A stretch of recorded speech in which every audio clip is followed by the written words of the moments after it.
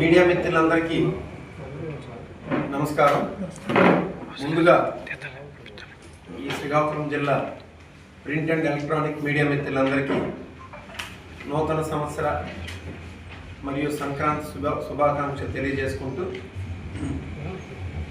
ఈరోజు ఈ మీడియా సమావేశం ఏర్పాటు చేయడానికి ప్రధానమైనటువంటి కారణం మన రాష్ట్రంలో జరుగుతున్నటువంటి క్రెడిట్ చోరీ లేకపోతే క్రెడిట్ చౌర్యం.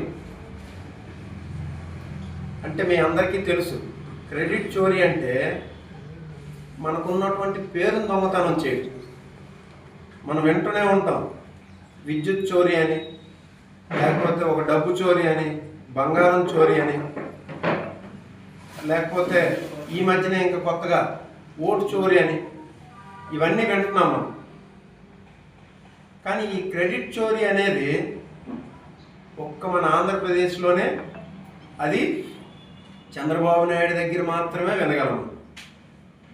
ఎందుకనంటే ఆయన జీవితకాలం మొత్తం ఏ ఒక్క మంచి పని చేయకుండా ప్రజలకు ఉపయోగపడే ఏ కార్యక్రమం చేయలేదు. కాబట్టి ఈరోజు వేరే వాళ్ళు చేసినటువంటి మంచి పనిని తన ఖాతాలో వేసుకోవడం.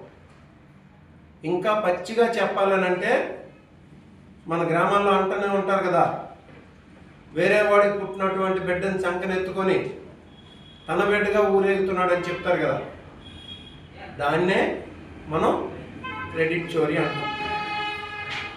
ఇది మనం చూడండి, నిన్న భోగాపురం ఇంటర్నేషనల్ ఎయిర్పోర్ట్ విషయంలో చంద్రబాబు నాయుడు గారు ఈ క్రెడిట్ చోరీ అనేది ఎంత చేశారు అనేది బహిర్గతం అయింది. అసలు 10% కూడా భోగాపురం ఏర్పాటులో పాత్ర లేనటువంటి చంద్రబాబు నాయుడు గారు ఈరోజు ఆ భోగాపురం ఇంటర్నేషనల్ ఎయిర్పోర్ట్ ఏదో తన విజన్ వల్ల ఏర్పడిందని, తనే దీని అంతటికీ కర్త కర్మ క్రియ అని చెప్పేసని మీడియా ముఖంగా తనకున్నటువంటి ఒక 2-3 ఛానళ్ళు, ఒక 2-3 పత్రికల్లో బాకాలు ఊదుకుంటూ ఈ క్రెడిట్ చౌర్యానికి పాల్పడుతున్నాడు. అసలు ఈ భోగాపురం ఇంటర్నేషనల్ ఎయిర్పోర్ట్లో జరిగినటువంటి చరిత్ర, గత 10 సంవత్సరాల నుండి భోగాపురం ఇంటర్నేషనల్ ఎయిర్పోర్ట్లో జరిగినటువంటి చరిత్ర ఒకసారి మనం బ్యాక్ వెళ్ళి చూసుకోవాలి. ఈ సందర్భంగా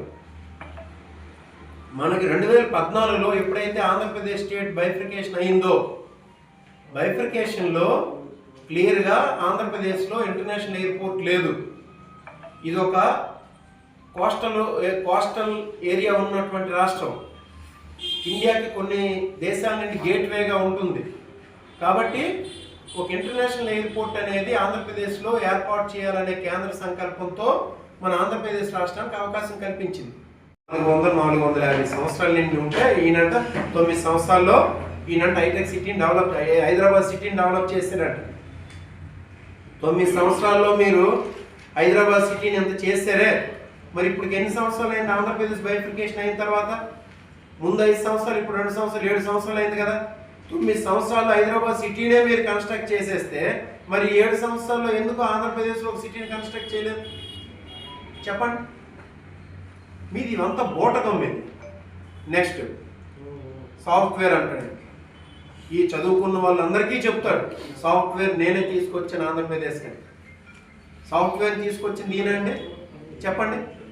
సాఫ్ట్వేర్ అనేది 1991 తర్వాత పివి నరసింహారావు గారు తీసుకున్నటువంటి ఎల్పిజి లిబరలైజేషను, గ్లోబలైజేషను, ప్రైవేటైజేషన్ నిర్ణయాల తర్వాత ఆటోమేటిక్గా మన ఇండియా అనేది ఎన్రిచ్ అయింది. ఆ టైంలో ఈయన ఉన్నాడు. ఈయన ఆంధ్రప్రదేశ్కి, హైదరాబాద్కి సాఫ్ట్వేర్ ఎవరు తెచ్చారంటే దాన్ని తీసుకొచ్చి ఈయన పాకెట్లో వేసుకున్నాడు ఆయన.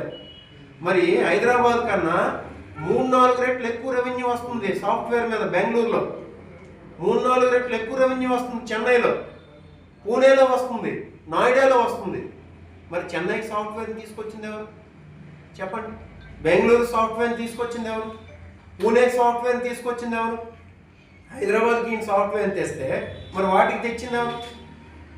ఇది కాదా? ఇది క్రెడిట్ చౌర్యం కాదా? శంషాబాద్ ఇంటర్నేషనల్ ఎయిర్పోర్ట్ చెప్పండి. శంషాబాద్ ఇంటర్నేషనల్ ఎయిర్పోర్ట్ ఆయన కట్టింది. ఆయన దానిలో ఆయన పాత్ర ఏంటి? ఆ రోజు రాజశేఖర రెడ్డి గారు 2005లో కన్స్ట్రక్షన్ చేసి స్టార్ట్ చేసి 2008 కల్లా కంప్లీట్ చేశారు అది శంషాబాద్ ఇంటర్నేషనల్ ఎయిర్పోర్ట్. అలాగే అవుటర్ రింగ్ రోడ్ ఆయన తాలూకా ఐడియానా అది. అవుటర్ రింగ్ రోడ్ పూర్తిగా రాజశేఖర రెడ్డి గారి తాలూకా ఐడియా అది. రాజశేఖర రెడ్డి గారు ఐడియా చేసి రాజశేఖర రెడ్డి గారే ల్యాండ్ ఎక్విజిషన్ చేసి రాజశేఖర రెడ్డి గారే కన్స్ట్రక్ట్ చేసినటువంటి ప్రాజెక్ట్ అవుటర్ రింగ్ రోడ్ కాదా ఇది. ఇంకా కరోనా వ్యాక్సిన్ చెప్పేస్తున్నాడు ఆయన. కరోనా వ్యాక్సిన్ కూడా నేనే అని చెప్పేసి. ఇంకా దౌర్భాగ్యం, సెల్ ఫోన్ నేనే కనిపెట్టాను అసలు. ఇది ఎంతమంది దగ్గర వెళ్ళలేదు చెప్పండి. సెల్ ఫోన్ ఆయన ప్రపంచం అంతా వాడుతున్నటువంటి సెల్ ఫోన్ ఆయన కనిపెట్టేశాడంట. ఇంకా ఉన్నాయి ఆయన తోలుకు సడన్గా గుర్తురమ్మన్నారు. అన్ని క్రెడిట్ స్టోరీలు చేశాడు ఆయన, మెసేజ్ చేశాడు ఆయన తీసుకొచ్చి. ఎవరు కట్టిన ఇల్లు అంటే చెప్పండి. జగన్మోహన్ రెడ్డి గారు ఆ రోజు ఇల్లు కట్టలే, గ్రామాలను కట్టాడు ఆయన. 2019-24 మధ్యన జగన్మోహన్ రెడ్డి గారు కట్టిన ఇల్లు కాదు, గ్రామాలు. అందులోన సిగ్గు లేకుండా జగన్మోహన్ రెడ్డి గారు కట్టించిన ఇల్లులోకి వెళ్ళి ఈయన గృహప్రవేశం చేశాడంటే ఇంతకన్నా క్రెడిట్ చౌర్యం ఇంకేముంటుంది చెప్పండి. ఇంకా అదానీ డేటా సెంటర్, దానికి అప్రూవల్స్ ఇచ్చింది ఎవరు? అదానీ వాళ్ళతో ఒప్పందం కుదుర్చుకుందేవరు? జగన్మోహన్ రెడ్డి గారు కాదా? అదానీ పేరుని గూగుల్ అని మార్చేసి నేనే అది చేశాను, విశాఖపట్నానికి మొత్తం గూగుల్ డేటా సెంటర్ని తెచ్చానని చెప్పేసి మళ్ళీ అక్కడ క్రెడిట్ చౌర్యం. ఇంకా చెప్పండి. ఈ టీచర్స్ ఉద్యోగాలు ఎవరు రిక్రూట్మెంట్ చేశారు? 16,000 ఉద్యోగాలు రిక్రూట్ చేసింది ఎవరు? జగన్మోహన్ రెడ్డి గారు కాదా? దాన్ని తీసుకొచ్చి ఈయన పాకెట్లో వేసుకోండి. ఇది క్రెడిట్ చౌర్యం కాదా? నెక్స్ట్ పోలీస్ కానిస్టేబుల్ జాబ్, దాన్ని తీసుకెళ్ళి ఇప్పుడు వరకు ఏ జాబ్కైనా 5,000 జాబులు తీసుకెళ్ళి పెద్ద సభ పెట్టేసి అక్కడ దానికి యువగలం అంటారు. ఒక జాబుల రిక్రూట్మెంట్కి యువగలం అని పేరు ఏంటండి? నారా లోకేష్ చేసిన పాదయాత్రను తీసుకొచ్చి రిక్రూట్మెంట్కి పెడతాడా? ఏమైనా సిగ్గుందా ఈ ప్రభుత్వానికి? పవన్ కళ్యాణ్ ఒక్క మాట అడుగుతున్నాడు దీని గురించి. యువగలం పేరు పెట్టి 5,000 ఉద్యోగాలు తీశారంట. దానికి అక్కడ పెద్ద దానికోసం కోట్లు ఖర్చు పెట్టి ఒక హంగామా. ఒకే రోజున 1,26,000 సచివాలయ ఉద్యోగులు ఒకే రోజున అపాయింట్మెంట్ లెటర్స్ ఇచ్చినటువంటి జగన్మోహన్ రెడ్డి గారు ఎంత పెద్ద సంబరం చేయాలైతే చెప్పండి.